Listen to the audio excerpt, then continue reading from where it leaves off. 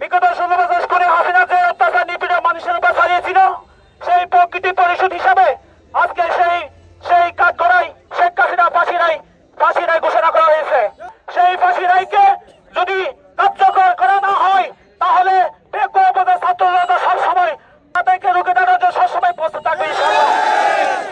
আমরা কিছুক্ষণ আগে খবর পেয়েছি বাংলাদেশের ইতিহাসের সবচাইতে বড় গণহত্যাকারী ফ্যাসিস্ট খুনি হাসিনার ফাঁসির রায় আন্তর্জাতিক অপরাধ ট্রাইব্যুনাল কর্তৃক ঘোষিত হয়েছে। প্রিয় উপস্থিতি, আমি জানিয়ে দিতে চাই প্রিয় নেতা জনাব সালাউদ্দিন আহমেদ সাহেবকে যেই খুনি হাসিনা 10টি বছর নির্বাসিত রেখেছে, আমি সেই খুনি হাসিনার ফাঁসি চাই।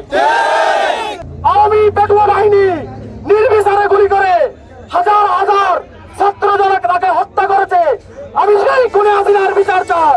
ইন্টারপোলকে যে পিটিশন দেওয়া হবে বলা হয়েছে, সেই ইন্টারপোলকে পিটিশন দেওয়ার মাধ্যমে তার রেড নোটিশ বা রেড অ্যালার্ট জারি করে শেখ হাসিনাকে বাংলাদেশে ফিরিয়ে আনে, বাংলাদেশের মানুষের সামনে তার গর্দান ঝুলিয়ে বাংলাদেশের মানুষের আত্মাকে শান্তি দিবে, এই আশাবাদ ব্যক্ত করছি।